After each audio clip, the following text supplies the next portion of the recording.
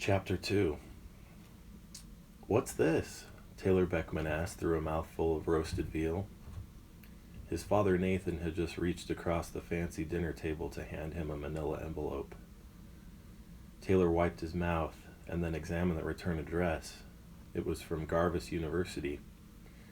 The excitement and anticipation surged through him like wildfire. "I'm so nervous right now, I can't even stand it." "Just open it," his mother urged with confidence as she sipped a $200 glass of wine. Taylor set the envelope down and closed his eyes. "I just need to breathe for a second." "Look at your son, Jane," Nathan chuckled. "He acts as if he doesn't already know he's been accepted."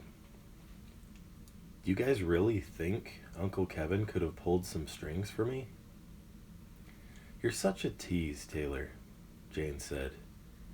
"Even if he wasn't the dean of admissions, I assure you that you haven't a thing to worry about. So open the confounded envelope before I call Kevin and say you're not interested." "All right, here goes nothing." Taylor tore eagerly through the paper and pulled out the packet. "Mr. Taylor Beckman," he read aloud, "we're pleased to inform you of your acceptance into Garvis University and the School of Biomedical Engineering." Filled with relief, Taylor sat back in his chair and gazed up at the intricate woodwork in the restaurant's vaulted ceiling. "Yes!" he shouted, drawing the attention of the surrounding guests. "Congratulations, my boy," Nathan smiled approvingly. "See that, sweetheart?" Jane looked at her husband with satisfaction. "I told you we didn't pay off my brother's boat for nothing." Glaring at his mother, Taylor sat up in his chair. "You paid off his boat?" "Never mind about that, Taylor," Nathan insisted as he handed the waiter his credit card. "The important thing is that you're in. Isn't that right, Jane?" "Precisely." Retrieving a mirror from her snakeskin purse, Jane began admiring her new nose. "Well, that's just healed up perfectly now, hasn't it? Remind me to thank Sydney for referring me to Dr. Shaw. His work is absolutely flawless." "Sweetheart, I'm fairly certain you're lucky to still have a nose after all you've had done to it." "Speaking of surgery," Taylor interrupted, "what do you say we head over to the hospital? Avery is expecting us." "You know, Taylor," Jane said while applying more lipstick, "I don't know if that's such a good idea." Disappointment flooded over Taylor's face. "What? Why not?" "Don't you think she'd rather recover in peace? I mean, the poor girl could hardly carry on a conversation before she threw herself off the side of a cliff. I can't imagine trying to speak with her now." "Mom, you've never really tried to talk to her. Whenever I've had her over at the house, the only thing you found to say was how you thought she could do her hair and nails differently." "I was just trying to be nice, dear. But that's not the point. Your future is beginning now, and you need to stop wasting your time with low-class girls who are only going to get you into trouble." "Avery isn't low-class. She's different from all the other girls I know. She actually likes to talk about things besides fake baking and contraceptives. Dad likes her, don't you, Dad?" "She seems like a nice enough girl, son. There's no doubt about that. But I think what your mother's trying to say is that there will be plenty of well-bred women at Garvis to entertain you. Personally, I think you've been spending a bit too much time with her." "Come on. I really like Avery, you guys. I feel like she understands me." "Think about it rationally." Nathan tried not to look irritated. "While Avery finishes up her last year of high school, you'll already be on your way to a distinguished career. You have nothing in common. She'll probably still be cleaning houses with her mom 5 years from now. Does that sound like a good match to you?" Remaining silent, Taylor pulled out his phone and looked at the picture of Avery on the screen's background. Perfect strands of silken long black hair, accentuated with one blue streak in the front, caressed her flawless dark complexion. This particular picture had been taken right after she got a nose jewel, an addition Taylor was rather fond of. Her potent dark brown eyes were hypnotizing. In fact, it took his mother's imposing shrill voice to remind him where he was. "Taylor, trust me," Jane urged. "You're too young to be able to see this situation clearly. Stay away from her. She's only going to get you into trouble. Girls from her walk of life only hang around people like us for one reason. The last thing we need is some illegitimate grandchild leeching off of us for the rest of our lives." "Avery's not like that. You guys are wrong about her." "Son, be realistic," Nathan persisted. "Now is not the time for you to lose focus on your goals. You've worked hard to get where you are, so stick with it. All this will pay off in the end. You'll see." "Sure, Dad." Nathan perceived how crestfallen Taylor had become. "You know, I think we steered a little off course with that conversation. You're going to Garvis, and I think that calls for a special treat. Don't you agree, Jane?" "Nathan, I'm not really in the mood for dessert tonight," Jane whined. "Let's just go." "I'm not talking about dessert." Nathan stood and began for the door. "Follow me." As they exited the restaurant, Nathan spoke quietly to a valet attendant, who then promptly disappeared into the adjacent parking terrace. "All right, son, close your eyes until I tell you to open them." Surprises were good. Taylor's imagination was running wild. "Can I open them now?" "Stop it, of course not." Nathan placed his hands over Taylor's face. "And no peeking." "Good grief, Nathan, you are such a little devil," Jane squawked as she saw the bright yellow Porsche Carrera emerge from the shadows. Taylor couldn't take it any longer. Pushing his father's hands away, he couldn't believe his eyes. "Dad, I'm in love." Practically drooling, he nestled into the driver's seat and inhaled the exotic aroma that accompanies a brand new sports car. "It's a bit overboard, Nathan, don't you think?" "What on earth was wrong with the Benz he's been driving all year?" Jane complained. "You've spent over $100,000 on your face in the past 2 years alone. I think I'm allowed to buy our son something nice every now and then." "Now don't you stay out too late, Taylor," Nathan called out. "Go make a few of your friends jealous and then meet us back at the house, all right?" Taylor acknowledged his father's advice with a thumbs up and sped off. "He's not going to listen to us about that girlfriend of his, is he, Nathan?" "I wouldn't say that. He's a smart kid. He'll come to his senses." "What's taking those Beckmans so long?" Taylor could hear Avery's mother as he approached the hospital door. "Oops, late again." He usually was. "Mom, chill out," Avery replied. "He sent me a text like 10 minutes ago saying he'd be right over." "Still, it's a little inconsiderate, don't you think? They were supposed to be here 30 minutes ago." "Sorry I'm late, you guys," Taylor announced as he entered the room. There was an unusually long line at the flower shop. "You didn't," Avery exclaimed as she struggled to sit up in the hospital bed. "I should have brought more." Taylor revealed a dozen long-stem roses he had been hiding behind his back. Kissing Avery's warm cheek, he placed them on her lap. "You are so sweet."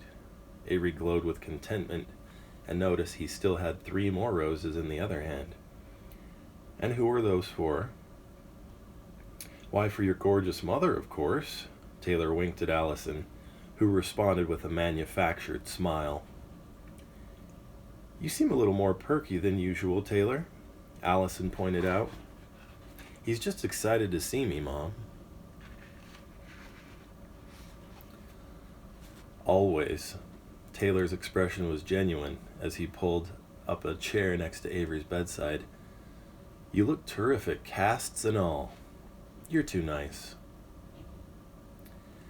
"I still can't believe your timing with this. What was it, like a half hour after I left for the Keys with my folks that all this happened?" "I'm pretty sure it was less than that. Honestly, I just couldn't bear the thought of being separated from you for that long, Taylor," Avery said playfully. I doubt that, he grinned. Something tells me you'd be just fine without me around. Even though Avery knew he was joking, she didn't like the way it sounded. No, I wouldn't. Taylor noticed the shift in her tone. He watched for a few moments as Avery traced some of the rose petals with her finger. Something was clearly on her mind. On the other side of the room, Allison began to grow uncomfortable with the extended silence. So, Taylor, where are your parents? I thought they were coming too. Avery looked sharply at Allison, trying to dissuade her. She knew full well where her mother was trying to steer the conversation. I'm sorry, you guys, Taylor began, looking troubled. They weren't able to make it. Jet lag seems to be taking a bigger toll on them than usual. I see. Allison didn't believe him, but tried to seem as understanding as possible. So, Taylor, how's school going for you these days? It's going really well, actually. Thanks for asking. Have you started looking at any colleges yet? Yes, I've had my sights set on one in particular. That's great. Hopefully it's not too far from home. I'm hoping for Garvis. Oh, wow. That's quite a ways from here.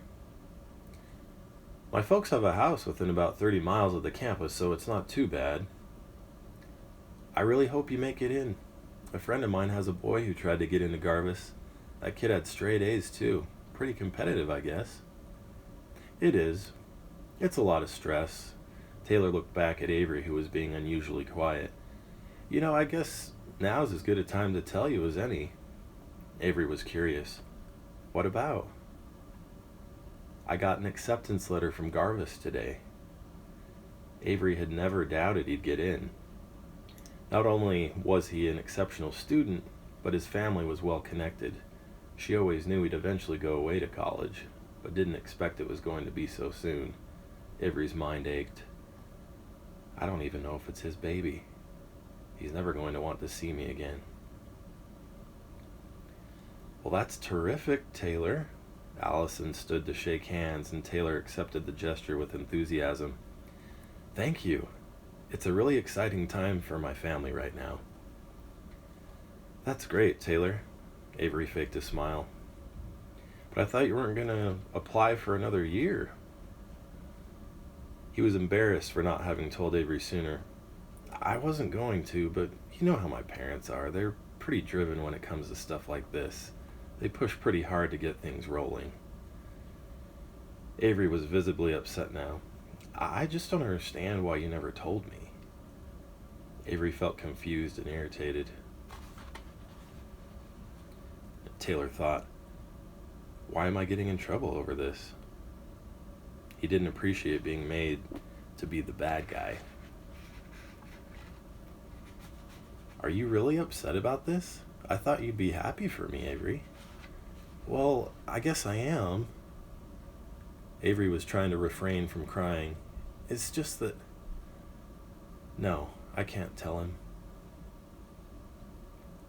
I'm sorry, Taylor, Allison began, but Avery's still in a lot of pain. It's been really hard for her these past few weeks. Avery felt as though her heart would explode. Classes don't start until this fall, Avery, Taylor assured. That's still 6 months away. It's not like I'll be leaving tomorrow. The emotions could be held back no longer, and Avery began weeping uncontrollably. Allison desperately wanted to take her pain away, but knew there was nothing she could say. All she could do was watch helplessly as tears flowed down her daughter's face. We'll still see each other all the time, Taylor continued. I'll fly out to visit you, or I'll bring you out to be with me. It's really not going to be as bad as you think. Sitting next to her on the bed now, he put his arm around Avery's waist. Avery leaned her head on his chest, while the heavy tears that prevented her from speaking began to soak into his white polo shirt. As his heartbeat resonated in her ear, she somehow felt safe, like he'd love her no matter what happened. Taylor? Yes? Taylor, I'm pregnant. What? Taylor choked, feeling as though the wind had been knocked out of him.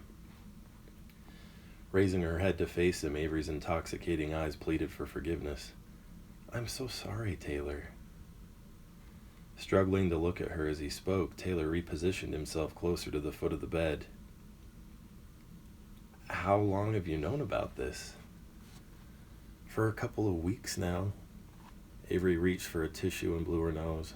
"I wanted to tell you sooner, but you've been away. I just wanted to tell you in person."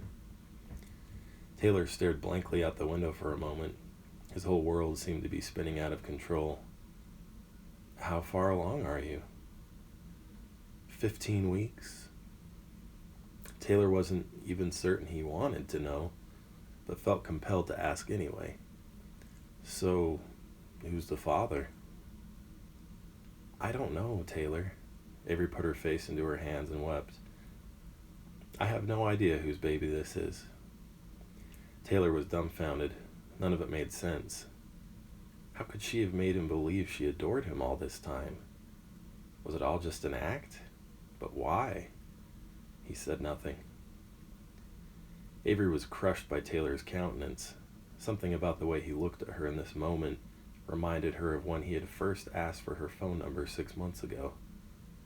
She had a boyfriend at the time, but he appeared so devastated at her response, as though he'd been informed he had 2 weeks to live, that she changed her mind.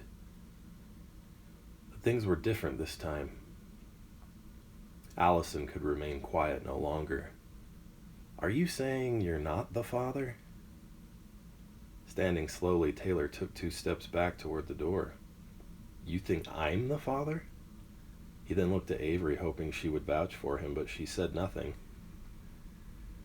"You've been dating for 6 months now. You need to take responsibility for your actions. Wouldn't you agree?" "Well, yes, but Avery and I have never. We realize this throws somewhat of a wrench in your college plans. But you have been spending an awful lot of time together, Taylor." Taylor felt like he was being assaulted from all sides. Walking back to Avery, he took her by the hand. "Avery, please, tell your mother the truth." "There are a lot of things I don't remember right now, Taylor. I don't know what the truth is anymore." The greater part of her actually hoped Taylor would confess to what she had no memory of.